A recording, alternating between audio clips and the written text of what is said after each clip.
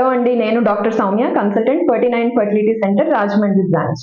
ఈ రోజు మనం diagnosis of polyp and fibroid గురించి తెలుసుకుందామండి. బేసిక్ ఏంటంటే first 3D ultrasonography with colour Doppler అండి. ఇందులో మనకేంటి క్యావిటీ ఎలా ఉంది, మయోమెట్రియం ఎలా ఉంది, సిరోసా ఎలా ఉంది, ట్యూబ్స్, ఓవరీస్ అన్ని మనకి కనిపిస్తాయి 3D అల్ట్రాసోనోగ్రఫీలో. ఇందులో పాలిప్ ఏమైనా ఉందా క్యావిటీలో, లేదా ఫైబ్రాయిడ్ ఏమైనా ఉందా క్యావిటీలో కానీ, మయోమెట్రియంలో కానీ, లేదంటే any other pathologies can be identified.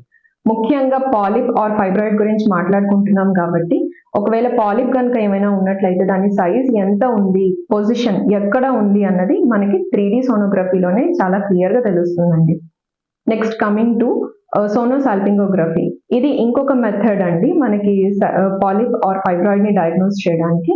ఇందులో ఏంటంటే సెలైన్ పంపిస్తాము, కింద నుంచి సెలైన్ పంపించి అల్ట్రాసౌండ్ ద్వారా మనం చూస్తాము ఎక్కడ కనుక ఏమైనా పాలిప్ కానీ ఫైబ్రాయిడ్ కానీ ఉన్నట్లయితే again site as well as site and size అన్నది మనకి తెలుస్తుంది. మనం సోనోగ్రఫీ అసిస్టెడ్ చేస్తున్నాం కాబట్టి saline infusion.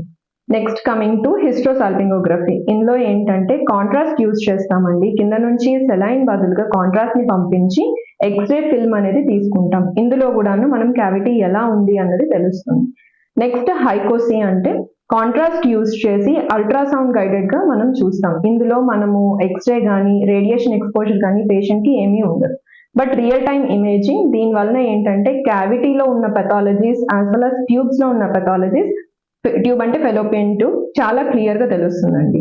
And one more thing is like diagnostic hysteroscopy. ఇందులో డైరెక్ట్ గా కనుక మనం స్కోప్ ని గర్భసంచిలో పంపించి పెథాలజీస్ ఏమున్నాయో అవి ఐడెంటిఫై చేస్తాం.